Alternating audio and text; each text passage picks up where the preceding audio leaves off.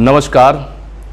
सबसे पहले उन सभी अभ्यर्थियों को शिक्षा आईएएस इंस्टीट्यूट की तरफ से हार्दिक शुभकामनाएं जिनका सीजीपीएससी 2023-24 का मेंस क्लियर हुआ। वे सभी अभ्यर्थी अब अपने इंटरव्यू की तैयारी के लिए जुड़ जाएं, ओके, क्योंकि अब अभी सामने दशहरा दिवाली पूरा त्यौहार का सीज़न है, तो उसके चक्कर में अपने इंटरव्यू की तैयारी को बर्बाद न करें।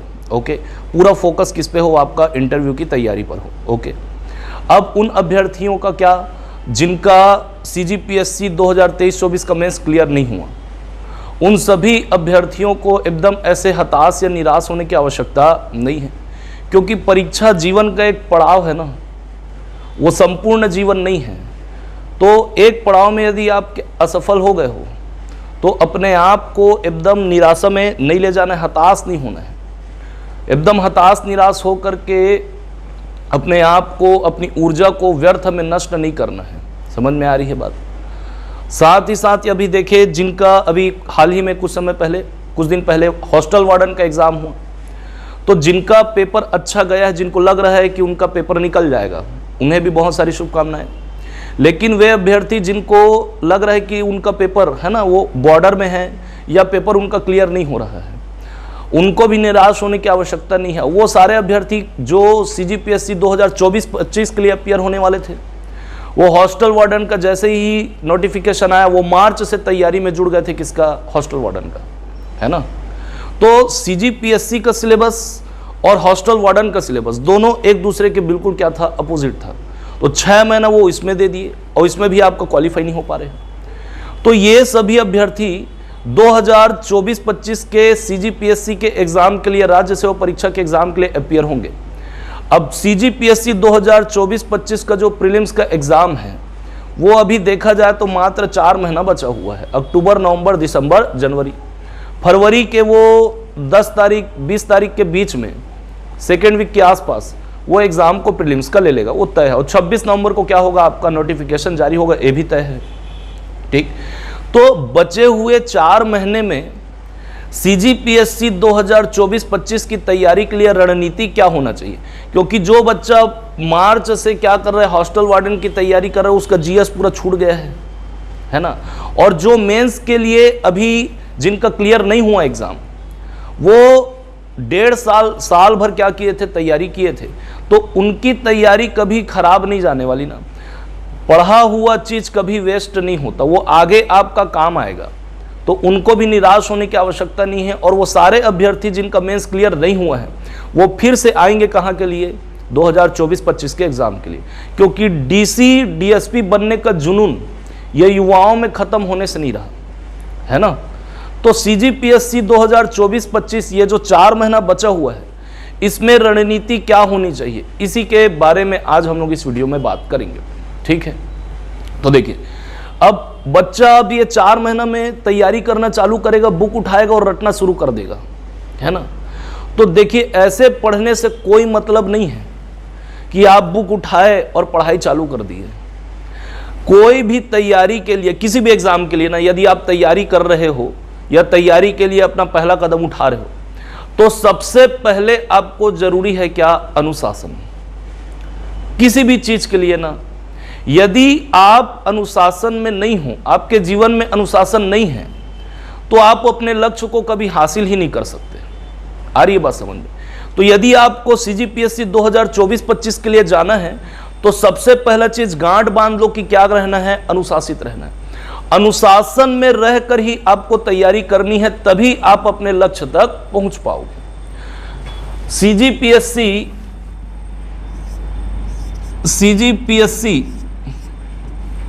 2024-25 राज्य सेवा परीक्षा, स्टेट सर्विस एग्जाम, इसका जो प्रीलिम्स होगा, ये मान के चलिए आपका फरवरी के सेकेंड वीक के आसपास ये होगा।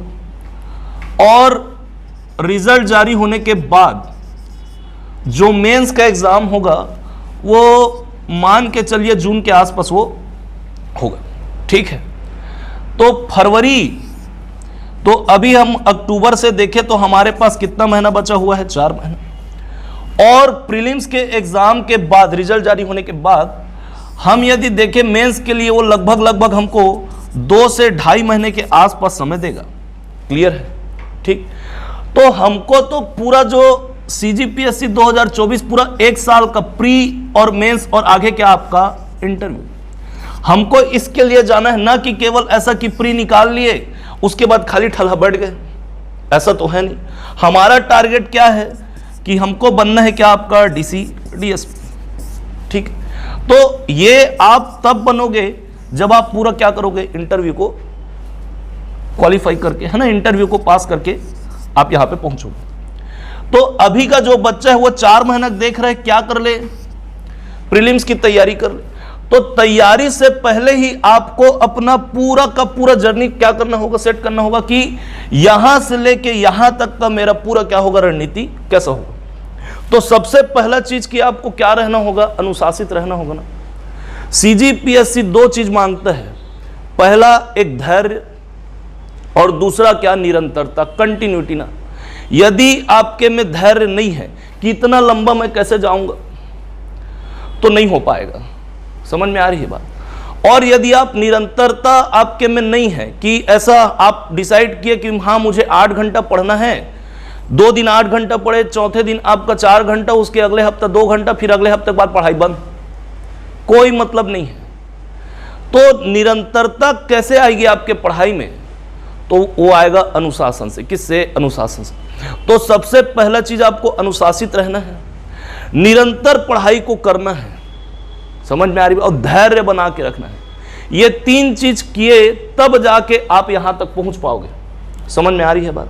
क्लियर? अब दूसरा चीज, आप अनुशासित रहकर निरंतर आप पढ़ाई कर रहे हो, तो उसके साथ साथ आपको अपने शरीर का भी ख्याल रखना है ना। शरीर है एकदम, एक समय के बाद तो मशीन को भी आराम की जरूरत पड़ती है। अब एकदम स्ट्रेस नहीं लेना है दिमाग में कि नहीं पढ़ना ही ऐसे करके। अगर बीमार हुए, तनाव ज्यादा हुआ, तो 1 हफ्ते के लिए बिस्तर में पड़े रह जाओगे, और वहां पर सबसे ज्यादा क्या प्रभावित होगा, आपका पढ़ाई। समझ में आ रही बात? तो बिना तनाव लिए आपको क्या करना है, तैयारी को करना है। दूसरा चीज, अपने खान पान में आपको क्या करना है, सावधानी बरत के रहना है। एकदम ज्यादा ये जंक फूड, फास्ट फूड, ये सबको नहीं खाना है जब तक तैयारी के दौर पे हो तब तक। क्लियर है? भोजन एकदम संतुलित करना है, ठीक है, एकदम ज्यादा मिर्च मसाला ऐसा नहीं खाना है। अगर तबीयत खराब हुआ इस दौरान, तो फिर समझ रहे हो आपका पढ़ाई क्या होगा, प्रभावित होगा। जरूरत से ज्यादा एकदम टोटा के भरते तक नहीं खा लेना है। भोजन उतना ही करना जितना भूख लग रहा है, उससे थोड़ा सा कम ही करो तो ज्यादा बेहतर है। क्योंकि जरूरत से ज्यादा खा लिए तो शरीर की जो पूरी ऊर्जा है वो खाना पचाने में चली जाएगी और शरीर में आलस आएगा ना, फिर ज्यादा समय तक बैठ के आप पढ़ नहीं पाओगे। तो भोजन उतना करना, कोशिश करो कि दिन में चावल और रात में क्या खा लो, रोटी खा लो, है ना। भोजन उतना करना जितना भूख लग रहा है उससे थोड़ा सा कम ही करना। तो शरीर में जो ऊर्जा है वो खाना को जो पचाएगा ना, ठीक, तो बाकी जो बची ऊर्जा आपके शरीर और आपके मस्तिष्क में क्या होगी, स्टोर होगी। अब पूरा ऊर्जा यदि खाना पचाने में चला गया तो शरीर ज्यादा देर तक वर्क नहीं कर पाएगा। तो अपने शरीर को स्वस्थ रखने के लिए जंक फूड, ये आपका जो फास्ट फूड खाते हो, मिर्च मसाला, वो सबको क्या कर दो, बंद कर दो। संतुलित भोजन करना है, शरीर को क्या रखना है, स्वस्थ रखना है, स्ट्रेस नहीं लेना है। आ रही है बात समझ में? अब बात करते हैं तैयारी की, कि इन 4 महीनों पे आपको तैयारी के लिए क्या क्या रणनीति होनी चाहिए। एक तो पहले गांठ बांध लो कि आपको डेली 8 घंटे पढ़ना है। कितने घंटे? 8 घंटे।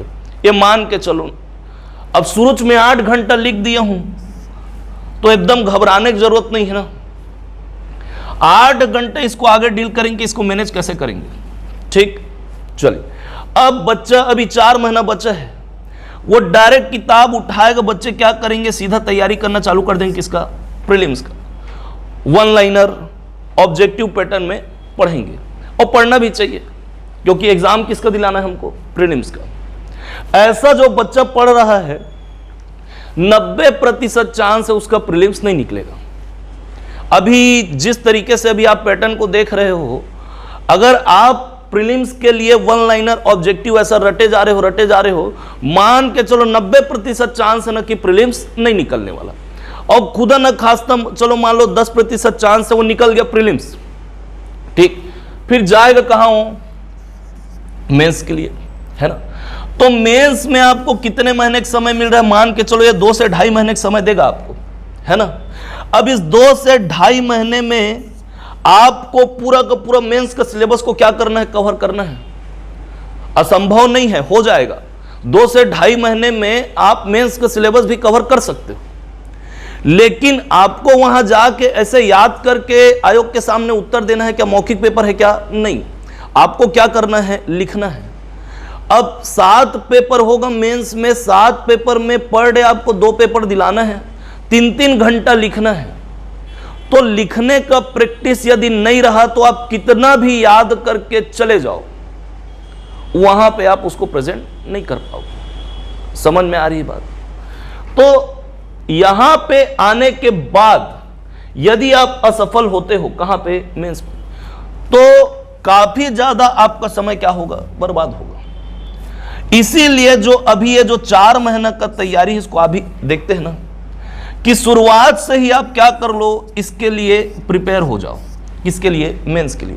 क्योंकि ये जो फरवरी से जून के बीच का जो समय होगा, इसमें पढ़ने से ज्यादा आपका फोकस किसमें होना चाहिए, आंसर राइटिंग में। जितना ज्यादा समय आप लिखने का दोगे, लिखने के लिए आंसर राइटिंग का प्रैक्टिस करोगे, उतना ही आप अच्छा स्कोर कर पाओगे, कहां पे, मेंस में। समझ में आ रही बात। बच्चा क्या कर रहा है, प्रीलिम्स के लिए वन लाइनर फैक्ट को पढ़ रहा है, जैसे तैसे गिर हपट के क्या कर रहा है, प्रीलिम्स को पास कर ले रहा है। लेकिन जब मेंस पे पहुंच रहा है तो ये 2.5 महीना वो पूरा सिलेबस को कंप्लीट नहीं कर पा रहा है ना, और अटक जा रहा है कहां पे, मेंस में। जो बच्चे अभी मेंस नहीं निकाल पाए हैं, वो उनमें से अधिकतर के साथ ऐसी हुआ होगा, या तो उनका सिलेबस कंप्लीट नहीं हो पाया होगा, यदि वो कर भी लिए होंगे तो मेंस में उसको प्रेजेंट नहीं कर पाए होंगे, प्रश्न को उत्तर सही से नहीं लिख पाए होंगे। याद भी है, लेकिन वो जो 3 घंटे का जो समय है, उसमें अपना पूरा ज्ञान को आपको वहां पे क्या करना है, रखना है। जैसे माला में है ना, एक सुंदर माला बनाने के लिए हम लोग मोती को पिरोते हैं, तब जाके एक सुंदर माला तैयार होता है। ठीक वैसे ही मेंस में उत्तर में ना, जो भी फैक्ट हम लोग यहाँ पे याद किए हैं, उन सभी फैक्ट को एक सुंदर माला की तरह हमको वहां पे क्या करना पड़ता है, जमाना पड़ता है। तब जाके हमारा उत्तर क्या होता है, प्रभावी होता है। समझ में आ रही है बात। तो हमको यहां पे ये कोशिश करना है कि ये जो शुरू का 4 महीना बचा है ना, अभी कटा, उस 4 महीना में हम लोग प्रीलिम्स और मेंस दोनों को एक साथ क्या कर ले, कवर कर ले। अब बोले सर ऐसा कैसे संभव है, सोचने में लग रहा है ना कि बहुत कठिन काम है। तो काम कठिन है लेकिन असंभव नहीं है, हो सकता है। अब अगर आप इस 4 महीने में प्रीलिम्स का तैयारी करें तो 99% 90% चांस है कि मेंस में जाकर क्या करोगे, अटक जाओगे। तो हमको केवल प्रीलिम्स निकालना है क्या, नहीं, हमारा तो टारगेट क्या है, हमको डीसीडीएसपी के लिए जाना है, हमको मेंस भी निकालना है, हमको इंटरव्यू भी क्या करना है, पास करना है। तो हम केवल इसके लिए नहीं लड़ रहे हैं ना, किसके लिए, प्रीलिम्स के लिए। तो हमारी तैयारी शुरू से किसके लिए होनी चाहिए, प्री और मेंस के लिए। समझ में आ रही बात। अब ये चल रहा है कि अरे प्री की तैयारी अलग, फिर उसके बाद मेंस की तैयारी अलग। प्री और मेंस दोनों कोई अलग अलग चीज नहीं है जी। समझ में आ रहा है। पढ़ना आपको वही है, बस वो जो प्रेजेंट करने का जो अप्रोच है वो क्या है, अलग है। मेंस में आपका सब्जेक्टिव जाना है और प्रीलिम्स से आपका ऑब्जेक्टिव जाना है। अब हो क्या रहा है कि बच्चा प्रीलिम्स के लिए फैक्ट पढ़ रहा है और मेंस तक नहीं पहुंच पा रहा है, और पहुंच रहा है तो मेंस क्लियर नहीं हो पा रहा है। क्योंकि अभी का जो पैटर्न, उसमें आप प्री का क्वेश्चन देखोगे मेंस से भी उठा पूछ रहे हैं ना, किसमें, प्रीलिम्स में। अब यही चीज बच्चों को समझ में नहीं आ रही है। चलो दिखाता हूं कैसे। ये आपके प्रीलिम्स का सिलेबस है ना, जिसमें इंडिया जीएस के अंतर्गत आपका इंडियन कॉन्स्टिट्यूशन है, हिस्ट्री है, इकोनॉमिक्स है, ज्योग्राफी है, साइंस, और आपका क्या है, करंट अफेयर। छत्तीसगढ़ का जीएस है, इसमें छत्तीसगढ़ का इतिहास पढ़ना है, छत्तीसगढ़ का भूगोल पढ़ना है, छत्तीसगढ़ की कला संस्कृति, इकोनॉमिक्स छत्तीसगढ़ की जनजातियां, एडमिनिस्ट्रेशन छत्तीसगढ़ का, और इसमें भी छत्तीसगढ़ का आपका क्या, करंट अफेयर। अब प्रीलिम्स के लिए ये जो सेकंड पेपर है सीसेट, ये क्वालिफाई है ना। इस पे मैथ्स, रीजनिंग, ठीक है, कथन निष्कर्ष वाला क्वेश्चन रहेगा इसमें, लैंग्वेज हिंदी और इंग्लिश। तो जो चीज आप यहां पर फैक्चुअल पढ़ोगे वो आपके प्री के लिए है, ठीक। अब यही चीज को आपको मेंस में भी पढ़ना है ना। तो इसके लिए अलग पढ़ रहे हो और इसके लिए अलग पढ़ रहे हो, इससे बड़ा बेवकूफी वाला हरकत कुछ नहीं हो सकता। कैसे? पेपर 1 में आप देख रहे हो यहां पे हिंदी है ना, यहां पे आपका छत्तीसगढ़ी है। आप जाओगे सी सेट में छत्तीसगढ़ी भाषा और ये आपका हिंदी भाषा, तो लैंग्वेज हिंदी और छत्तीसगढ़ी ये दोनों, ये प्रीलिम्स में भी है और मेंस में भी है। अब यदि प्रीलिम्स की आप है ना बात करें तो ये दो लैंग्वेज छत्तीसगढ़ी और आपका हिंदी, पेपर 1 में दोनों हैं। तो कोशिश ऐसा करें कि ऑब्जेक्टिव ना पढ़ने के बजाय हम कैसा पढ़े, सब्जेक्टिव, और ज्यादा से ज्यादा उसका क्या लगाएं, ऑब्जेक्टिव लगाएं। जैसे कि देख लो यहां पे पेपर 2 में लिखा है भारत का इतिहास, भारत का संविधान और छत्तीसगढ़ का इतिहास। सेम चीज आपको प्रीलिम्स में पढ़ना है, भारत का इतिहास है, छत्तीसगढ़ का इतिहास है और भारत का संविधान है। आगे देख लो मेंस में पेपर नंबर 4 में आपका क्या है, विज्ञान है, गणित और रीजनिंग है। यहां पे भी आपका क्या है, विज्ञान है और इधर आपका क्या है, मैथ्स रीजनिंग है। ठीक। पेपर नंबर 5 में भारत एवं छत्तीसगढ़ की अर्थव्यवस्था और छत्तीसगढ़ का क्या है, भूगोल है। इधर भी देखोगे तो भारत का भूगोल है ना, भारत की अर्थव्यवस्था, छत्तीसगढ़ की अर्थव्यवस्था। आगे जाओगे तो पेपर नंबर 6 में छत्तीसगढ़ का सामाजिक परिदृश्य है, यानी कि छत्तीसगढ़ की कला एवं संस्कृति, जनजातियों, सारा कुछ यहां पे वो ही आपको पढ़ना है। किसमें? तो प्रीलिम्स में। पेपर नंबर 7 ये आपका करंट अफेयर वाला पार्ट हो जाता है, पार्ट बी है ना, किस पे है, पार्ट बी में है। वही चीज आपको यहां पे भी पढ़ना है, छत्तीसगढ़ का और आपका भारत का। तो जब आप प्री और मेंस का सिलेबस देखोगे तो जो चीज आपको मेंस में पढ़ना है वही चीज आपको पढ़ना है किसमें, प्रीलिम्स में। सिर्फ अप्रोच क्या है, अलग है। यहां पे अप्रोच आपका सब्जेक्टिव होगा, यहां पे आपको लिखना पड़ेगा, यहां पे अप्रोच आपका क्या होगा, ऑब्जेक्टिव होगा। अब यदि इस चीज को आप समझ गए, अब बच्चा क्या कर रहे हैं, इसको ऑब्जेक्टिव के हिसाब से पढ़ रहे हैं। 4 महीना वो पूरा रटेगा, 1 लाइनर याद करेगा, फैक्ट को पढ़ेगा। किसको पढ़ेगा, फैक्ट को। फिर जब 2.5 महीना बचा रहेगा तो वो फिर से इस सब चीजों को पढ़ेगा, किस फॉर्म में, सब्जेक्टिव फॉर्म में। तो 2.5 महीना यदि इसको पढ़ते बैठे रहेगा तो आंसर प्रैक्टिस कब करेगा? वहां पे तो आपको 3-3 घंटा लिखना है ना। तो 2.5 महीना 2 महीना सिर्फ और सिर्फ आपका फोकस किस पे होना चाहिए, आंसर राइटिंग। ज्यादा से ज्यादा स्पीड के साथ में आपको लिखना, जो फैक्ट आप यहां पे याद किए हो उसी फैक्ट वहां पे क्या करना है, एक्सप्लेन करना है। लेकिन उसके लिए क्या चाहिए, आपका स्पीड। अगर स्पीड नहीं है तो आप कितना भी जानते रहोगे, आपका पेपर वहां पे आप अच्छे से प्रेजेंट नहीं कर पाओगे ना। हाथ कांपता है जी, 6 घंटा लिखना है एक दिन में। समझ में आ रही है बात? तो आपका अप्रोच, ये जो 4 महीना बचा हुआ है, जो छत्तीसगढ़ का इतिहास आप यहां पढ़ोगे वही छत्तीसगढ़ का इतिहास आपको यहां पे भी पढ़ना है। तो हम कोशिश ये करें कि हमारी जो तैयारी है वो कैसी हो, सब्जेक्टिव फॉर्म में हो मेंस के लिए। और प्रीलिम्स के लिए जो चीज आप पढ़े हो उसी का क्या याद करना है, फैक्ट याद करना है। समझ में आ रही है बात? उदाहरण के तौर पे देखो, समझ में आना अलग बात है और याद होना अलग बात है। तो समझ जो डेवलप होगा ना वो यहां पे होगा, और उसके लिए जो फैक्ट निकल कर आएगा उसको रटना है कहां के लिए, यहां के लिए। तो अलग अलग तैयारी नहीं होता जी, तैयारी एक साथ होता है। आप किसी भी चीज को कहानी के तौर पे पढ़ो तो वो स्टोरी आपके दिमाग में एक इमेज छपेगा कि हाँ इसको इसके ऐसा ऐसा लिखना है। अब उसमें से जो फैक्ट निकल कर आ रहा, उस फैक्ट को क्या करना है, आपको रटना। फैक्ट को आप समझ नहीं सकते, उसको रटना ही पड़ेगा। लेकिन फैक्ट को याद करने, रटने के लिए आपको एक सिलसिलेवार, एक कहानी, एक आपका स्टोरी आपके दिमाग में क्या होना चाहिए, बैठ जाना चाहिए। तब जाके आप फैक्ट को क्या कर सकते हो, रट सकते हो। समझ में आ रही बात? उदाहरण के तौर पे जैसे कि यहां पे आप पढ़ रहे हो क्या, भारत का भूगोल है ना। कहां गया भारत का भूगोल, पेपर नंबर 5 में।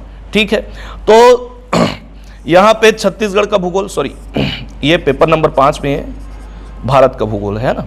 ठीक, तो यहां पे आप इतिहास पढ़ रहे हो, छत्तीसगढ़ का इतिहास पढ़ रहे हो, छत्तीसगढ़ का क्या पढ़ रहे हो, भूगोल पढ़ रहे हो।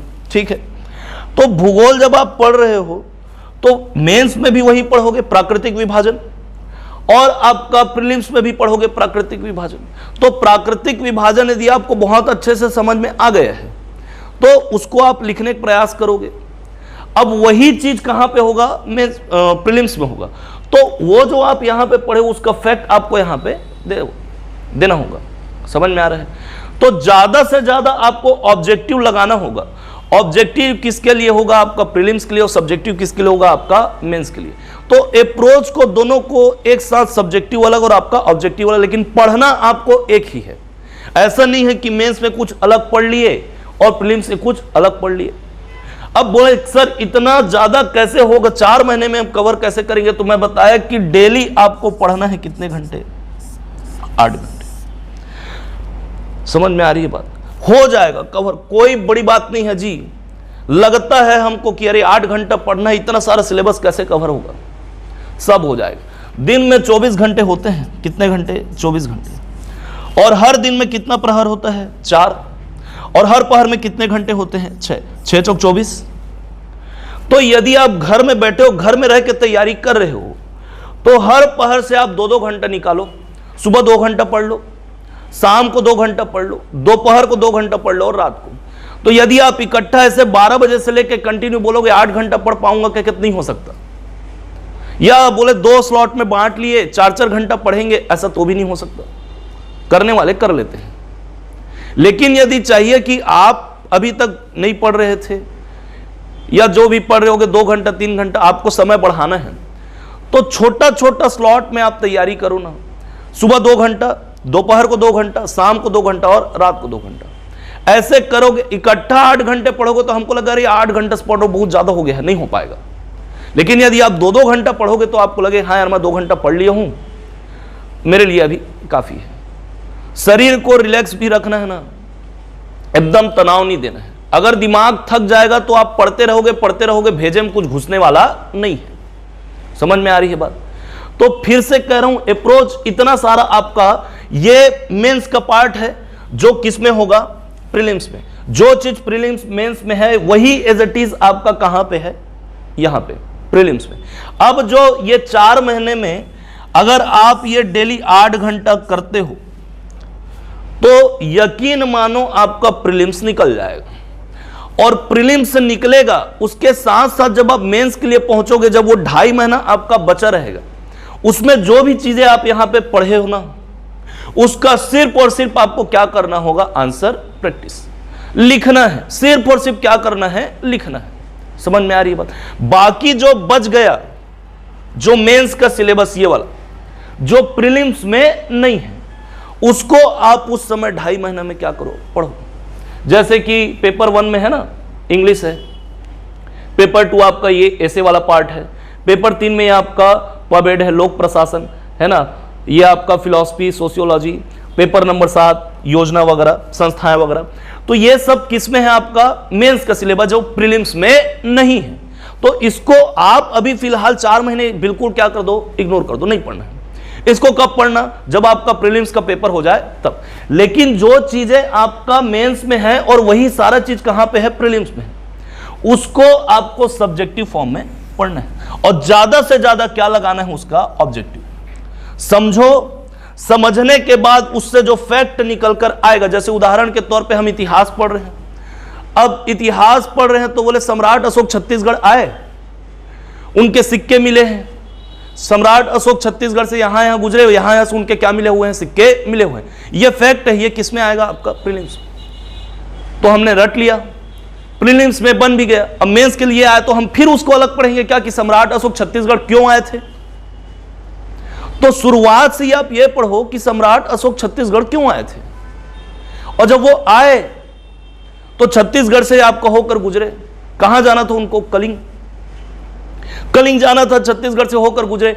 अब वहां पे छत्तीसगढ़ में जब वो गुजर रहे हैं वहां से, तो उस क्षेत्र को अपने अधिकार में किए। अब अपने अधिकार में राजा किसी क्षेत्र को जब कर रहा है तो अपने नाम का क्या चलेगा, उसको प्रूफ कैसे होगा कि ये क्षेत्र उस राजा का है। तो वहां क्या कर दिया, सिक्के चलवा दिया, तो सिक्के मिल रहे हैं। अब सिक्का 2 टाइप का, एक सामान्य सिक्का और एक आपका क्या है, संपीड़ित मुद्रा है, आहत मुद्रा है, पंचमार्क मुद्रा है। तो उसमें चिन्ह अंकित है। तो अब सिक्का जो चल रहा है वो पता कैसे चलेगा कि फलाना राजा का है, तो उसमें प्रमाण मिलते हैं, उसमें चिन्ह अंकित है। कि ये इस राजा का है। समझ में आ रही बात? तो एक आपका क्या होगा, इमेज तैयार होगा, एक स्टोरी क्लियर होगी कि हाँ सम्राट अशोक क्यों निकले थे, क्यों छत्तीसगढ़ आए, क्यों वहां से उनके सिक्के हमको मिल रहे हैं। ये हो गया आपका सब्जेक्टिव पैटर्न। अब जो फैक्ट निकल कर आ रहे हैं, हाँ अकलतरा, ठठारी, तारापुर, बार गांव है ना, यहां से संपीड़ित मुद्रा मिला, यहां से आपका मौर्यकालीन सिक्के मिले, सम्राट अशोक के यहां से एविडेंस, ये क्या है, फैक्ट है। तो फैक्ट को अलग से लिख लो, उसका ज्यादा से ज्यादा क्या सॉल्व करो, ऑब्जेक्टिव। तो ये आपके प्रीलिम्स के लिए भी हो गया और आपके मेंस के लिए भी। जब आपका प्रीलिम्स क्वालिफाई होगा तो उसी चीज को आपको क्या करना है, लिखना है। सिर्फ और सिर्फ वो जो 2.5 महीना बचे रहेगा उसमें आपको क्या करना है, आंसर प्रैक्टिस करना है। समझ में आ रही है बात? अब जो 8 घंटे का तैयारी हो रहा है, अब मान लो कुछ लोग क्या कर रहे हैं, कोचिंग जा रहे हैं, कुछ सुबह कोचिंग जा रहे हैं, कुछ शाम को कोचिंग जा रहे हैं, कुछ ऐसे भी हैं जो जॉब कर रहे हैं, तो उनको भी 8 घंटा निकालना ही होगा। जो मान लो कोचिंग जा रहे हैं तो एक जो पहर है वो किस में निकल जा रहा है, कोचिंग में, तो बाकी का जो 3 पहर बच जा रहा है उसमें आप 2.5 घंटे का स्लॉट बना लो। जो जॉब वगैरह कर रहे हैं उनका दोपहर और शाम वाला समय निकल जाता है, तो आप सुबह और रात 4-4 घंटे का स्लॉट बना लो। तो एक साथ 8 घंटा पढ़ना असंभव है जी। अगर मान लो पढ़ भी लिए ना तो यकीन मानो आपका तबीयत खराब हो जाएगा।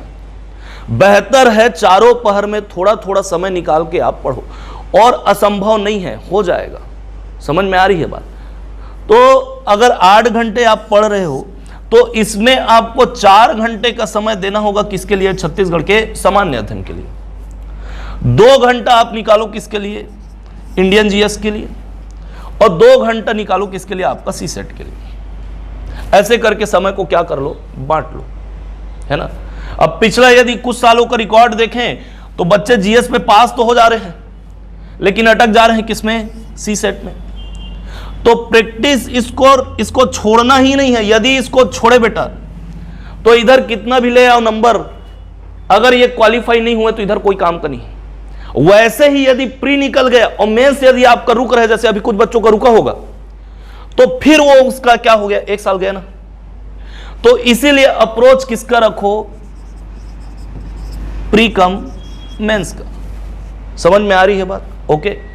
ज्यादा होगा तो मैं टाइम टेबल, ये 8 घंटा का जो स्लॉट है इसका मैं एक शॉर्ट्स बना दूंगा, उसमें आपका पूरा टाइम टेबल लिख दूंगा किस किस सब्जेक्ट को कितना कितना घंटा पढ़ना है। लेकिन ये 4 माह आपका अप्रोच कैसा होना चाहिए, प्री कम मेंस का। समझ में आ रही है बात? 4 घंटा छत्तीसगढ़ का जीएस पढ़ो, 2 घंटा आपका इंडिया जीएस, 2 घंटा आपका किसको, सीसेट को समझो। क्लियर है? ओके, चलिए मिलते हैं अगले वीडियो में। Thank you.